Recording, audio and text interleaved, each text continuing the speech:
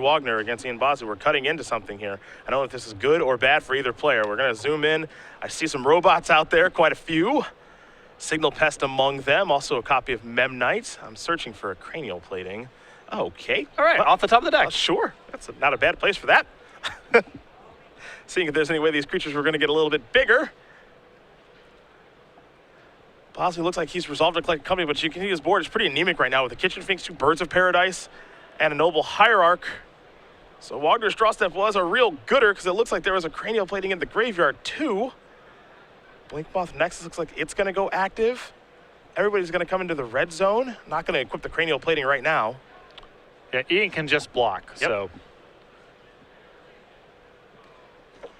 And there will be, it looks like 2 Signal Pest out there. This is a pimped out Affinity deck. This is a lot of promo foils. Yeah, it's really testing us.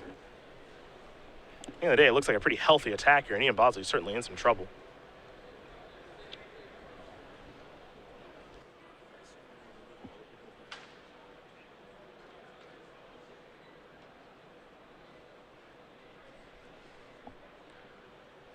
So, yeah, I guess Ian just needs to leave as much of his board intact here as possible to either assemble the combo or be able to court for something big.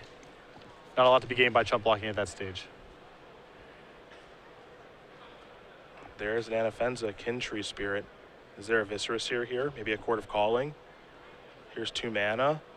It's a copy of Scavenging Ooze. These are all normal cards. Yeah. You know, Ian needs one of his cheats right now, it feels like. There's a Bolster on the Birds of Paradise.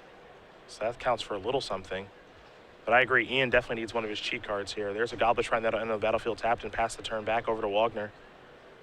For those of you wondering how the Goryo's Vengeance versus Ad Nauseam matchup goes, that one is over, folks.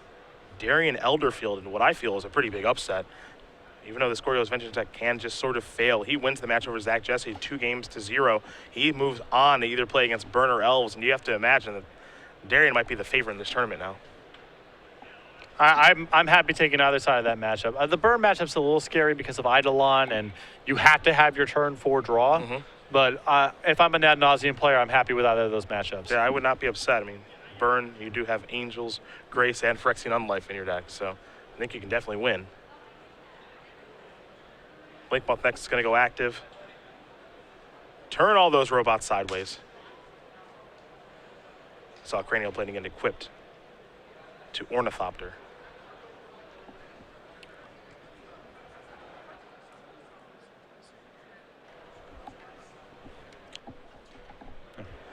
Too much flying damage between the Signal Pest, the Vault Scourge, the Battle Cry triggers, Ornithopter, and Blinkmoth Nexus, and that is exactly why Andrew Wagoner is going to win this match here over Ian Bosley.